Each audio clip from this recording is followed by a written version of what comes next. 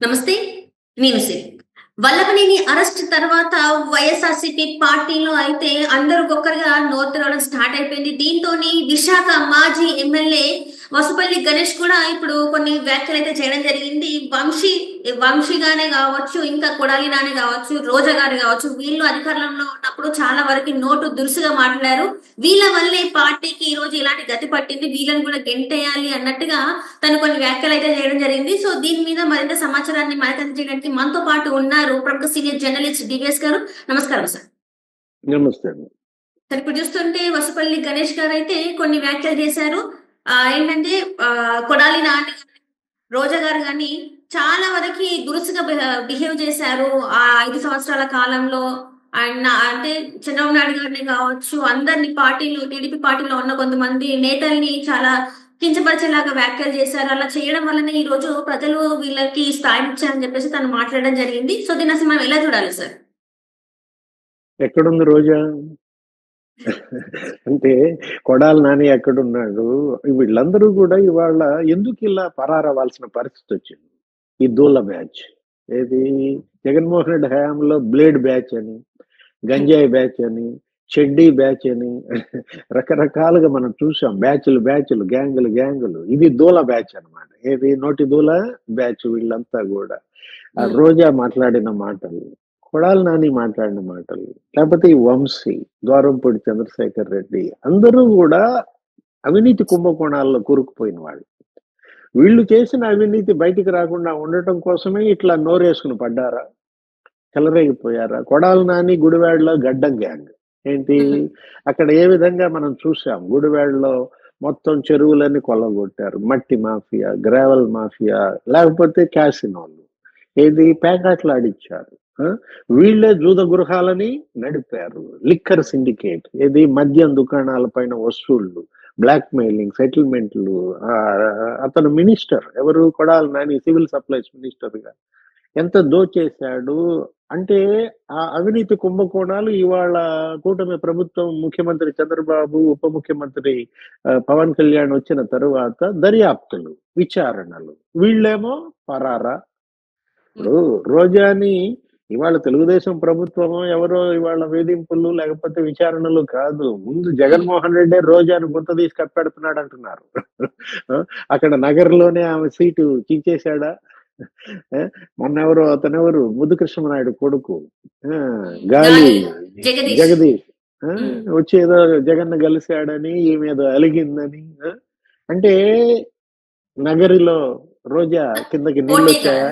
రోజాకి పోటీగా తీసుకొచ్చారని చెప్పేసి తనకి పడిన వ్యక్తిని తీసుకొచ్చి పెట్టడం ఏంటంటే పార్టీ నుంచి రోజాని ఇంకా బయటకు పంపిస్తున్నారనే వార్త కూడా వస్తుంది సార్. అంటే ఇప్పుడు రోజా గొంతు జగనే కోసేస్తున్నాడు అనేది అక్కడే కనపడుతున్న పరిస్థితుల్లో వీళ్ళందరినీ వాడుకుని వదిలేయటం అనమాట.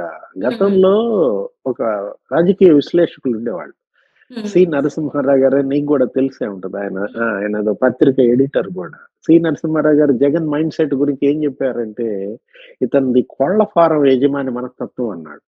అంటే కోళ్ల ఫారం యజమాని గనక కోళ్లను మెడ కోసేటప్పుడు ఏ మాత్రం నిర్దాక్షిణ్యం లేకుండా కోసేసి అమ్మేసుకుంటాడో, సొమ్ము చేసుకుంటాడో, ఇప్పుడు ఈ కోళ్ల మెడలన్నీ మన కోళ్ల ఫారం యజమాని కోసేస్తున్నాడా? అదే కనపడుతోంది. ఏది జగన్మోహన్ రెడ్డి ఇవాళ గాలి జగదీష్ ని నగరిలో తన క్యాండిడేట్ గా తీసుకురాబోతున్నాడంటే ఏంటి రోజా పరిస్థితి? రెంటికి చెడ్డ రేవడే కదా వీళ్ళందరూ కూడా.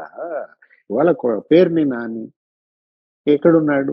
ఆయనకు భార్య జయసుధ, పాపం ఈ వయసులో ఆమె ఎక్కడెక్కడో దాక్కోవటం. జయసుధను అరెస్ట్ చేస్తున్నారని నాని భార్య పేరుని నాని. అదేది గోడౌన్లు, సివిల్ సప్లైస్, అక్కడ చౌక బియ్యం ఏ విధంగా మనం చూసాం. 2 రూపాయలు రేషన్ బియ్యం. అంటే పేదల పొట్టగొట్టి ఈ ద్వారంపూడి చంద్రశేఖర్ రెడ్డికి వీళ్ళందరూ కూడా ప్రతి నియోజకవర్గం నుంచి రేషన్ మాఫియా ఎలా నీకు పంపించారో, మనం సొమ్ము చేసుకున్నారో, ఇవాళ పేరుని నాని భార్య దాక్కునే పరిస్థితి వచ్చిందంటే అరెస్టులకు భయపడి పేరుని నాని, కొడాలి నాని, జోగి రమేష్ ఇంకొకడు.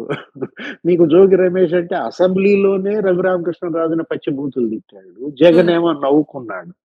ఇతను బూతులు తిడుతుంటే అతను నవ్వుకోవటం అనమాట.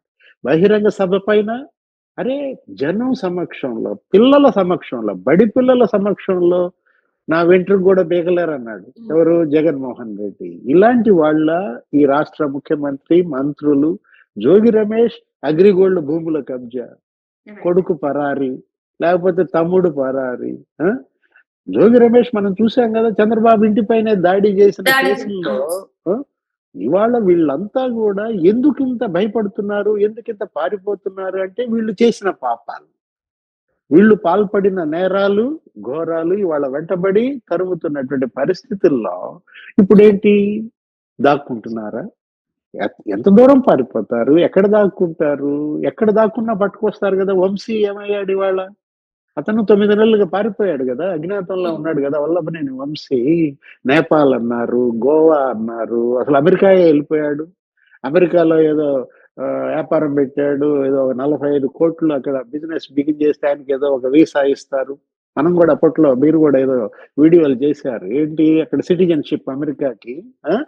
అలాంటి వంశీ వాళ్ళు పట్టుకొచ్చారా లేదా? వాళ్ళ జైల్లో పెట్టారా లేదా? అంటే చట్టం చేతులు చాలా పొడవైనవి. కానూన్ కా హాత్, నువ్వే మాట్లాడతావు హిందీ మాకన్నా, బహుత్ లంబా హై, కానూన్ కా హాత్ లంబా హై ఏదో అంటుంటారు. చట్టం చేతులు చాలా పొడవై, అంటే ఎంత పొడవైనవంటే నువ్వు సప్త సముద్రాలు దాటినా లాక్కొచ్చేంత పొడవైనవి. సప్త సముద్రాలు అనగానే మళ్ళా నీకు జగన్మోహన్ రెడ్డి గుర్తొస్తాడు. ఇవాళ ఇక్కడ ఏమైందంటే సార్, చాలా మంది ఇప్పుడు ఎట్లా అంటే జగన్మోహన్ రెడ్డి గారు మొన్న విజయసాయి రెడ్డి గారు బయటకు వెళ్ళిపోయిన తర్వాత ఒక ప్రెస్ మీట్ లో తను మాట్లాడింది ఏంటంటే, ఇలాంటి వాళ్ళు ఇంకా పార్టీ నుంచి చాలా మంది బయటకు వెళ్ళే వాళ్ళు ఉంటే వెళ్ళొచ్చు, ఏం కాదు, నేనేం భయపడినట్టుగా తను మాట్లాడడం జరిగింది. అంటే ఇప్పుడు విజయసాయి రెడ్డి గారు బయటకు వెళ్ళింది అంటే తనకి అంటే తెలిసే జరిగింది, ఇన్ని రోజులు తెలియకుండా జరిగిందన్న వ్యక్తి ఈ రోజు తెలిసి జరిగినట్టుగా మాట్లాడడం. ఇంకొకటి, ఇలాంటి వ్యక్తులు ఇంకా వెళ్ళిపోతారు పార్టీ నుంచి అని చెప్పేసి మాట్లాడడం, ఇదంతా కొంత ఏదో కన్ఫ్యూజన్ లాగా అనిపిస్తుంది సార్. అంటే ఏంటి, భయం లేకుండా ఉన్నారు అని అనుకోవచ్చా మనం జగన్మోహన్ రెడ్డి? అంటే తప్పులు చేసిన వాళ్ళు పార్టీలు మారినా వాళ్ళకేమీ ఉపశమనం ఉండదు. ఏంటి, సేమ్ వంశీ పరిస్థితే ఉంది. ఇప్పుడు సాయి రెడ్డి ఉన్నాడు, విజయసాయి రెడ్డి, ఉత్తరాంధ్ర దోపిడీ అతనే కదా సూత్రధారి. అక్కడ మొత్తం విశాఖపట్నంలో భూములన్నీ దోచేశారు కదా, దగ్గర దగ్గర నీకు 40,000 కోట్ల రూపాయలు విలువైన భూములు కబ్జా చేశారని అటు సుబ్బారెడ్డి, ఇటు సాయి రెడ్డి, లేకపోతే గుడివాడ అమర్నాథ్, వీళ్ళందరూ కూడా అదేగా మొన్న హైకోర్టు కూడా తీవ్ర ఆగ్రహం వ్యక్తం చేసింది. సాయి రెడ్డి కూతురు నేహారెడ్డి పైన ఆమె బీచ్ లో అక్కడ కట్టిన బిల్డింగ్లు కూల్చేయమంది, అక్కడ ప్రహరీ గోడలు కూడా కూల్చేశారు. సిఆర్జెడ్ నిబంధనలకు విరుద్ధంగా అనమాట. విజయసాయి రెడ్డి తప్పించుకోలేడు. అతను ఏదో ఇవాళ వ్యవసాయం చేసుకుంటున్నాను నా జోలికి రావద్దంటే వదిలేస్తారా? ఇప్పుడు మర్డర్లు చేసి నేను వ్యవసాయం చేసుకుంటున్నా ఇంకా నాకు సంబంధం లేదు నన్ను వదిలేయండి వదిలేస్తారా? అవినీతికి పాల్పడి నేను వ్యవసాయం చేసుకుంటున్నా ఇక నాకు సంబంధం లేదు నన్ను వదిలేయండి వదిలేస్తారా? ఇవాళ సుబ్బారెడ్డి అతని కొడుకు నువ్వు చూసావు కదా, కేవీ రావుని బెదిరించి ఆ కాకినాడ పోర్టు, కాకినాడ సెజ్, ఎక్కడున్నాడు ఆ విక్రాంత్ రెడ్డి పరారా? సుబ్బారెడ్డి పరిస్థితి ఏంటి? పెద్దిరెడ్డి రామచంద్రారెడ్డి పరిస్థితి ఏంటి? అసలు ఆయన అసలు మామూలు వ్యక్తి కాదు. వీళ్ళంతా ఇంకా అన్ని మామూలు చిన్న చిన్న చేపలే, అది పెద్ద తిమింగలం అయిపోయింది. ఏది పెద్దిరెడ్డి రామచంద్రారెడ్డి అక్కడ రాయలసీమలో అక్కడ భూముల కబ్జా, గనుల కబ్జా, అరే కాంట్రాక్ట్లు, సెటిల్మెంట్లు, ఎర్ర చందనం, అటవీ భూములు కూడా నిన్న లేటెస్ట్ గా అక్కడ చూసాం మీడియాలో 105 ఎకరాల అటవీ భూముల కబ్జా. అక్కడ ఏదో పెద్ద గెస్ట్ హౌస్, ఆ గెస్ట్ హౌస్ ఏంటయ్యా అంటే అది కూలీల కోసం కట్టానంటాడు.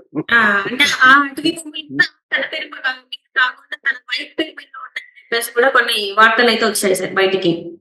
అసలు వీళ్ళకి ల్యాండ్ సీలింగ్ యాక్ట్ వర్తించదా?